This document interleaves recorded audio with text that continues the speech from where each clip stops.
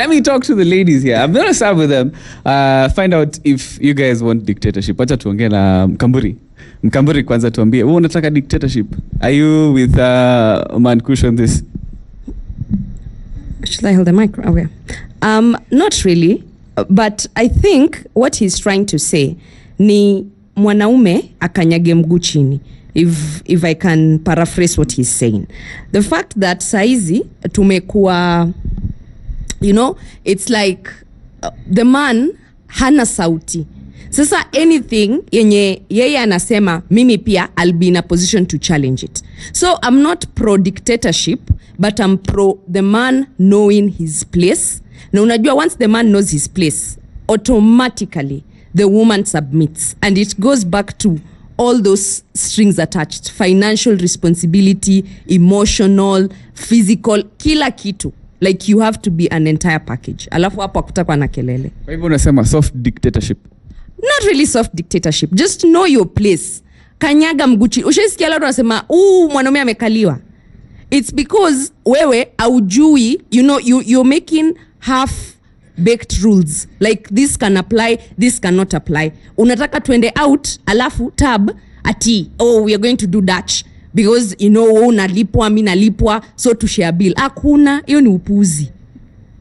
Men need to take responsibility and they need to shoulder their responsibilities. Alafu hapo hata in fact ukikanyaga mguu chini, it doesn't feel like dictatorship. Ala? Anita Ray, you want to school them? I am shaking because Mankush is just making me feel like I want to scream on a whole new level. And I'm thinking, what are you telling us? You're telling us you want people to be men. What is a man? Mankush, what is a man? You know, let's start there. What are you telling our men that you're telling us how you want to tell your kids to do things in the house, but you can't tell your own kids? So where do we start with that? You can't tell your own kids. So who's going to tell their kids? I don't understand what being a man is to our 21st generation. And all of you seated in that panel, you're all married, and I would guess above 40. What are you telling a 20-year-old? You know, what are you telling a 20-year-old who has a girlfriend who's 18 or 19? You know, you need to relate to their boy child at this moment, but you're not right now. You're telling them they need to dictate. Dictate what or who? And with what? A dictator needs to have something. So you're dictating us with what? You know, and at the end of the day, this is a whole... Why are you even having a men's conference? I mean, what are you discussing? And I kept asking that on Twitter. Because we first need to define a man. Because our generation thinks a man, first of all, is money. If you look at the people we respect, it's because they're either famous, you have money, or you come from a dynasty. Sorry to use that word, you know. So at the end of the day, people are going to respect you according to that. Even the older people will always ask you when they say hi, ati someone afanyaga kazi wapi? They want to see him mheshimu sana, ama kidogo, ama. And even the women of our generation, before I accord you respect, what do you do for a living, you know? Let's not pretend it's going to change at today or tomorrow. And when you say dictatorship, I'm going to ask again, what or who are you dictating? Our fathers took us to school, educated us. Here we are. So mnataka tuende wapi? You're taking your girls to school. Where should they go after this? You know, you're empowering the girls. So mnataka waende with all my education, all my... Ama tuache kufanya radio. I'm so pissed, baka I'm shaking. What do you mean dictate women? How? Why are you dictating us? Sit down and talk. There cannot be any relationship with dictatorship. It's a ship that has two people in it. We're coming together. We're complementing each other. And if you cannot be a man and decide what you want with your ship, don't complain. Hakuna mtu alikuja kukwambia stop being a man. No. I didn't come and tell you want to lead the family. You stopped leading. You're saying people are raised by a single mom. You think that single mom alipata mtoto through SMS? There was a man involved. So where is that man? All these single... Kwanza hata nirudi nyuma. That generation means that you people failed.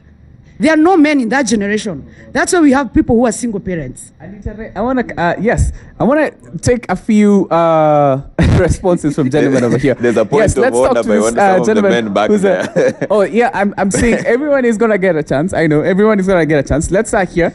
Let's start from here. Gentlemen, tell us your name and what do you think? Anita Ray amesema that generation failed. Your generation like kina Mankush, it's not working. Your dictatorship, it won't cut it.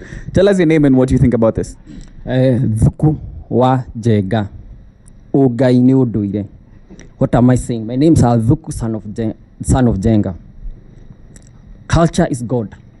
And when men lost it, they lost it when they lost their spirituality and their spiritual connection with their God. And they imported other ideas about God. So when there's a disconnect of spiritual disconnect between the Heavenly Father and the man, how can you lead the home? The work of a man is basically the head. So what does the head contain? The mind. Can you see the mind? No, it's a vision. So a man's responsibility is vision only, and you provide vision by your mind. Now, where did we lose it? We lost it when the Council of Men stopped meeting and the Council of Bishops started meeting. That's why we lost it. We lost it when my father could not take me into his dhingila and talk to me. And my mother took me to church.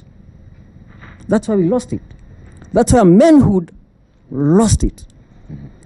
And so, to cap it, let men take the spiritual leadership. And when they take the spiritual leadership, the setup, or the home setup, or our country, or our nation, or our world will be all right. All right. Mr. Thuku says it all has to do with men losing their spirituality. Okay. We want to go there? Let's sneak in here and talk to one gentleman who's very eager to say something. Yes, tell us. Just hold the mic and which is this camera? Is this? Oh, yes. Okay, sure.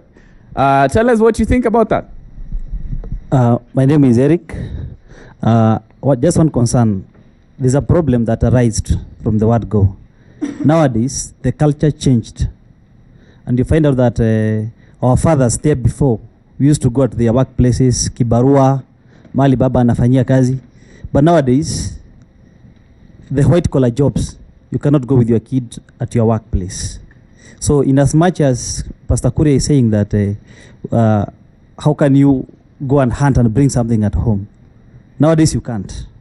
And number two, nowadays, there are so many conditions when it comes to marriage. Women have conditions. I want a man, so many conditions. And this is what is failing relationships. Because it is not about what a woman has, it is what a man has. And that's where they're saying, yours is ours, but mine is mine. And this is the main problem. Because you find a man is having 10,000 shillings, but a woman is having 50,000 shillings in the account. But when it comes to the bill, even the waiters also, they come and just take the bill to the man. You know? And this is the drift, that a man is the head. Yes, the head, but some things and some responsibilities must be shared. Must be shared. Because if you bring up a kid knowing that the father is the provider, what about if the father vacates? Thank you. Mankushi wanted to respond to Anita Ray. Yeah. Nimelelewa kwa kijiji na Mungu aliponibariki nikakuja town. Kuna kuku aina mbili. Kuna kuku ambao imeolewa. Hiyo kuku imeolewa, mayai yake hutaga vifaranga. Kuna kuku ingine ambao haijaolewa na bado inataga, lakini mayai yake haiwezi angua vifaranga. What is my point here?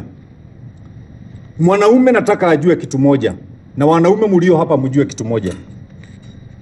Mke wangu na pesa yake na watoto wake wote ni wangu. Kwa hivyo sitaki kusikia mwanaume anasema ati mke wangu ana pesa, sijui ndio anataka pesa ya mke wangu na yeye. Wote ni wangu.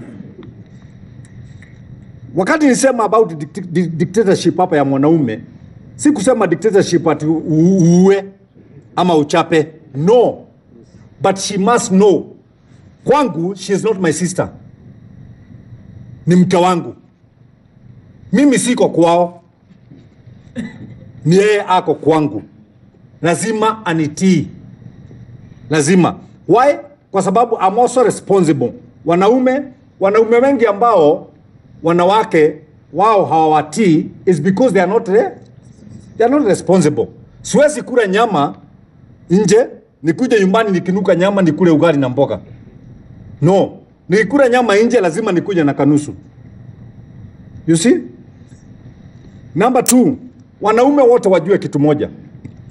Wasichana wanasema siku hizi kwamba wanataka kuolewa na vijana ambao wako na pesa. My question is very simple. Ni kijana gani anaweza kuwa na pesa surely? Kama huyu msichana anataka kuolewa na mtu ako na pesa, aende kwa baba yake ama babu yake, wale ambao ni wazee. Lakini vijana amemaliza sekondari, amemaliza university, anataka sasa kuoa, aanze familia na kazi pamoja, ndio akuwe na jamii. Na hapa na wanasema kama huna pesa nenda kwa mama yako.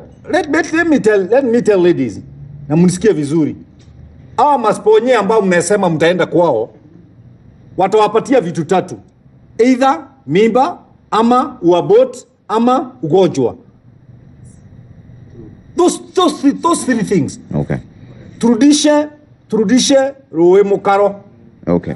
Mahali ambapo inafaa. Mwanaume ukuwe mwanaume na usikaliwe na mwanamke. Okay. At any cost. All right. Mkala has been quiet for a while. Mkala umenyamaza sana, alafu turudi kwa Robert baadaye. Endelea Mkala. Ameongea vizuri. Lakini nilikuwa nazungumza na wale hapa, nikawa namwambia kuna desturi moja ambayo vijana wadogo wa kiume wanaidekeza, lakini ni desturi mbaya sana. Ni kama watu wanashindana ni wasichana wangapi utalala nao kwa kipindi kifupi zaidi. Yaani ni kama mtu mwenye kuchagua nyanya sokoni. Anabofya na anaziharibu, yule mwingine akija imelainika ataiwacha. Umeona? Na tukifanya hivi tunawatangaza. Kama ni college ukienda utaona mvulana kidate, yule nishapita naye, huyu nishapita naye, hii weekend lazima nipige hii. Hii nikaa, yani unafikiria hayo ndio maisha. Sasa siku ukiamua kuoa, haya mambo utayawacha vipi? Maana yashakuwa sehemu yako ya maisha. Sasa mwanaume si hivyo. Mwanaume ni kujifundisha kutulia. Kwa sababu unapotulia utamakinika na utawekeza katika sehemu ambayo itakuwa na mazao makubwa zaidi. Hii nakwambia hivi kwa sababu ukiwa mvulana alafu una girlfriends 10 na wote akikuambia nina shida wote unawapa haya mapeni, hata ukija ukioa watakuwa labda 20 wameongezeka. So utakuja utazikwa kila mtu akishangaa, huyu jamaa kule Nairobi na suti zake na kumuona katika ma-Twitter na ma-Facebook, kumbe koko anaishi hivi. Lakini kwa sababu ulikuwa umewekeza katika nyumba nyingi sana na ambazo hazikufaidi. Ndio maana nikakwambia wanawake wengi wanaendesha magari, na simaanishi wote wanaendesha kwa sababu wamefadhiliwa na waume.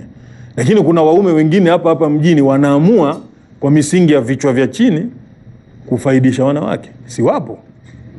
Ama leo wewe unauza viatu, peleleza watu wanauza viatu streets mkitembea, utaona wanaume wanavisha watoto wa kike viatu. Jaribu hii. Wewe hata siku moja ushamvisha mwanamke wako kiatu wewe? Hata siku moja bibi yako ashaamka ukasema leo wewe nitakuvalisha? Ama ndio ule wajua kuvua lakini kuvalisha hujui? Umeona? Sasa lazima tubadilike. Niko namwambia huyu ndugu yangu shekhe hapa, mimi nikilelewa na mamangu aliniambia sisi kina mama wa sasa ni wale tulikubali kila kitu. Mwanaume atatembea nje na mimi sitatembea. Atuzurure na wanawake 5 10, mama zetu walituambia watatembea lakini watarudi. So hao walikubali kila kitu. Tena yeye ataamka asubuhi aende shamba akalime, aje atayarishie watoto nini, amekubali. Lakini hao wanawake ambao mtaoa, ambao tuwaona, ni wanawake ambao wanauliza kwa nini kila wakati. Ukifanya kitu atakuhoji. Sasa hao ni wanawake tofauti my friend. Na kama unataka kuishi na mwanamke wa leo, hata wewe unatakana kidogo uwe na uke. Ningisema hivi si kwamba ugeuke hii kitu ipotee. Lakini ndio vile nakwambia mamangu mimi alivyonilea, aliniambia muhimu ujue kupika baba. Muhimu ujue kusafisha nyumba baba. Muhimu ujue kufua.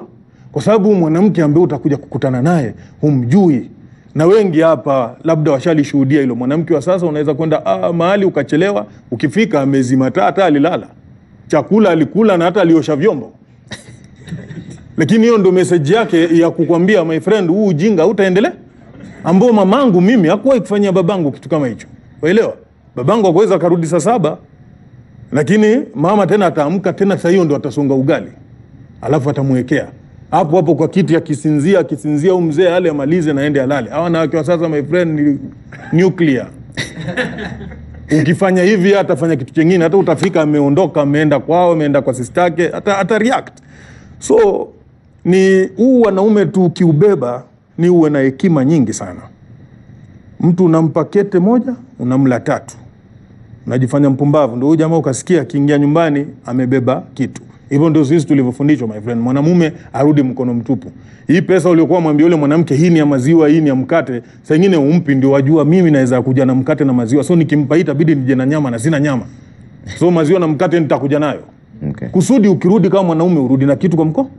Hiyo ni desturi ya mwanamume. Okay. Hii Valentine tusherekee, inapendeza. Lakini Valentine ni kila siku, my friend. Leo ni maonyesho leo. Na wanaume wengi watu tusifichane, hivi vitu vipo. Walikuwa wanasema viwembe vimekuisha madukani. Si huo ujumbe simeuona? Hii ni kwa sababu gani? Ni kwa sababu watu wanafikiria Valentine ni kwenda kujamiiana peke yake. Kwa hivyo inamaanisha sisi Trevor kimapenzi tumefikiria kwamba mapenzi ni kujamiiana tu.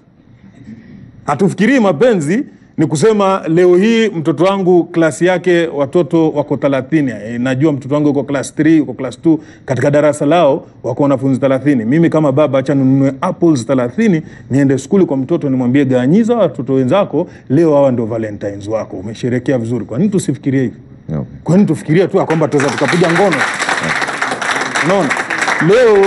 Leo hii ni Valentine, nimesema kwamba nataka kuonesha mapenzi. Kuna mapenzi ya wagonjwa wa hospitali. Wale jamaa wanaona madaktari tuna sindano nyingi akisikia uchungu. Leo wewe umefikiria labda hii Valentine huyo mpenzi wako unayempenda nenda kamwambie hii raha nyingi unayotaka, wacha nikuoneshe kuna watu wanaopitia dhiki, lakini kwa hekima. Twende zetu tununue ni diaper tupelekee wodi ya watoto. Mtoto hata kama ni mmoja. Mama au wengine wasijue. Lakini tumekutembelea hutujui, but tumekupatia hii kitu. Wewe ndio Valentine wetu wa leo na haya ndio maua yako.